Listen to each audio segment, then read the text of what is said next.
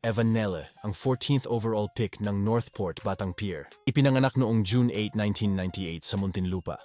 May height na 5'11" at isang point guard. Naglaro siya para sa De La Salle Green Archers at San Beda Red Lions.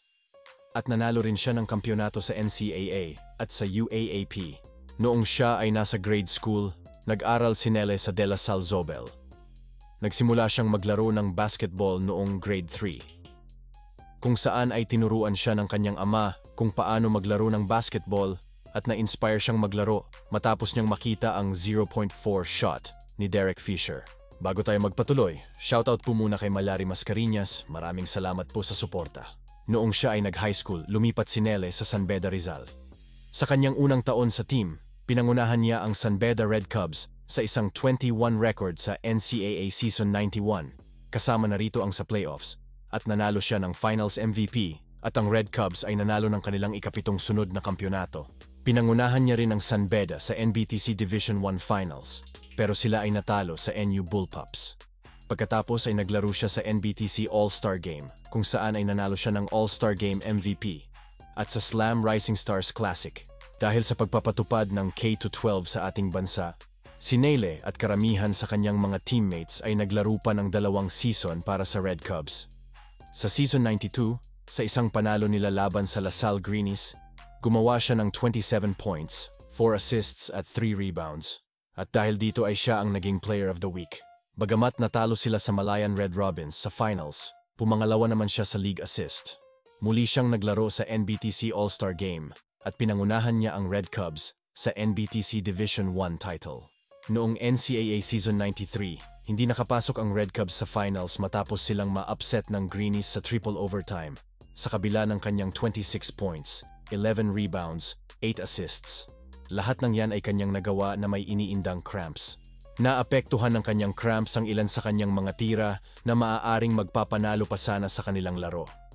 Para sa season na iyon, siya ay nag-average ng 14.2 points, 6.8 assists, 5 rebounds at 1.3 steals per game habang nangunguna rin siya sa liga sa 3-pointers made.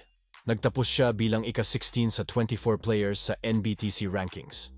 At nakakuha siya ng isa pang NBTC All-Star Game selection. Naglaro din si Nelle sa kanyang huling Slam Rising Stars Classic, kung saan ay nanalo siya ng co-MVP honors kasama ang nooy batang si Kai Soto. Noong 2016, sumali si Nelle sa Men's National Under-19 team ng Pilipinas na sumabak sa 10th SIABA Under-18 Championship. Na-sweep nila ang tournament na yon para makuha ang kanilang ikalimang sunod na titulo. Noong 2018, nanatili si Nelle sa San Beda program at sumali siya sa San Beda Red Lions. Noong una ay gusto niyang pumunta sa DLSU, ngunit hindi siya ni-recruit.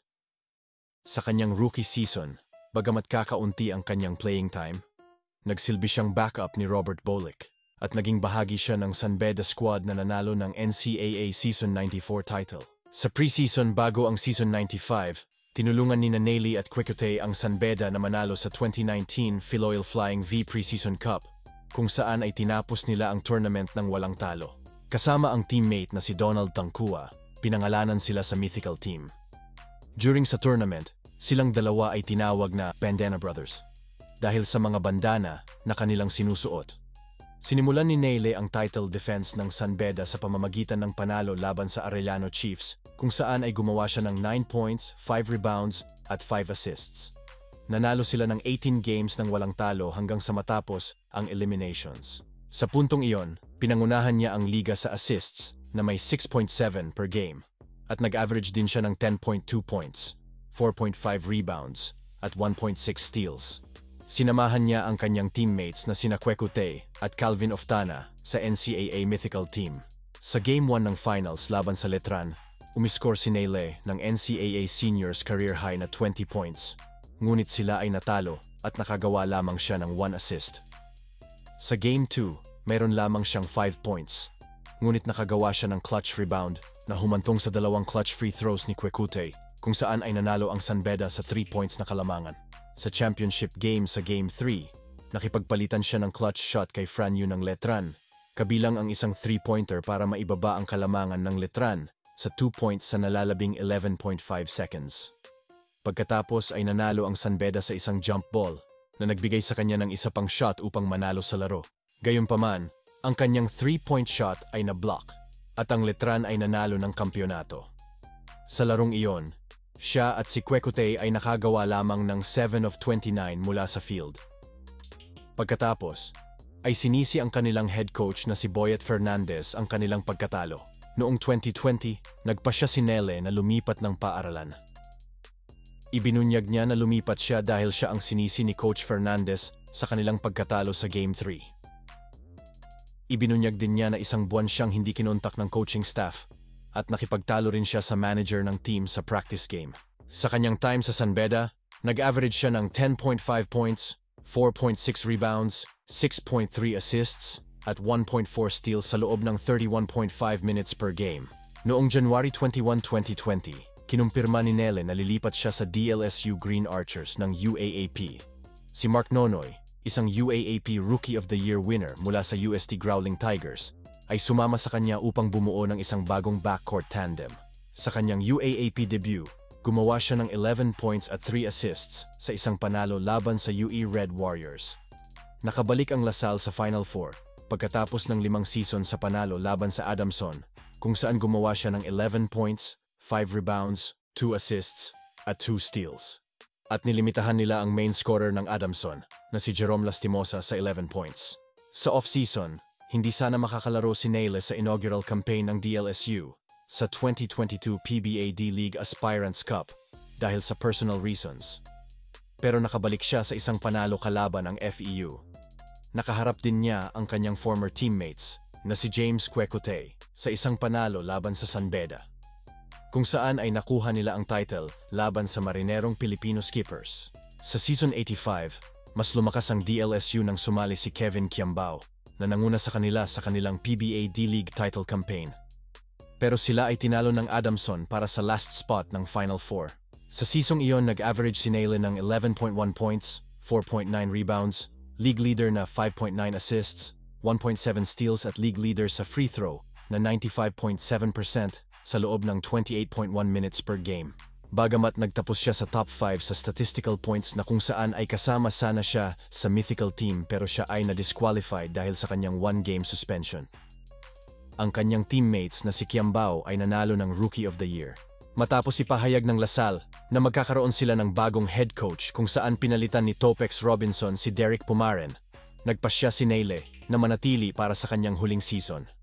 Sa preseason, pinangunahan niya ang Lasal sa 2023 Phil Oil Eco Oil Preseason Cup Finals, pero sila ay natalo sa UP. Siya at si Kiambao ay napasama sa tournament mythical team. Pinangunahan niya rin ang kanyang team sa isa pang PBA D-League title sa kabila ng kanyang injury, na kung saan ay gumawa siya ng 16 points, 5 rebounds, 7 assists, at 6 steals sa championship game laban sa kanyang former team, ang San Beda. Nagtapos ang elimination rounds sa kanilang 8-game winning streak. Sa kanyang average na 11.3 points, 6.9 assists, 5 rebounds, at 2 steals, inawardan siya ng spot sa mythical team ng UAAP kasama si Kevin Kiambao na nanalo rin ng MVP. Sa Game 1 ng finals laban sa UP, natalo sila ng 30 points kung saan ay meron lamang siyang 8 points. Sa Game 2, meron lamang siyang 4 points shooting 2 of 12 from the field.